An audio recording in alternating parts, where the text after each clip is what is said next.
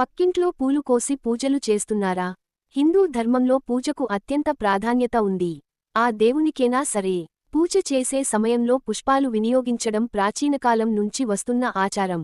అయితే పూలు కొనుక్కొచ్చే వారి సంగతి పక్కన పెడితే, చుట్టుపక్కల ఇంట్లో నుంచి ఎత్తుకొచ్చేవారి గురించి ఇప్పుడు చెప్పుకుందాం.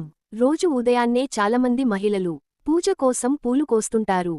ఎవరింట్లో వాళ్లు కోసుకుంటే పర్వాలేదు, కానీ పక్కింట్లో ఉండే పూల చెట్టు నుంచి కూడా ఒక్కటి కూడా వదలకుండా కోసేస్తుంటారు. వాస్తవానికి ఆ మొక్కల యజమానికి కూడా మొత్తం పూలు కోసి అధికారం లేదు. దేవుని పూజ కోసమని మొక్కని ప్రార్థించి కొన్ని పూలు మాత్రమే కోసుకోవాలి. మొత్తానికి అన్ని కోసేసి బోసి మొక్కల్లా ఉంచడం మహా పాపం.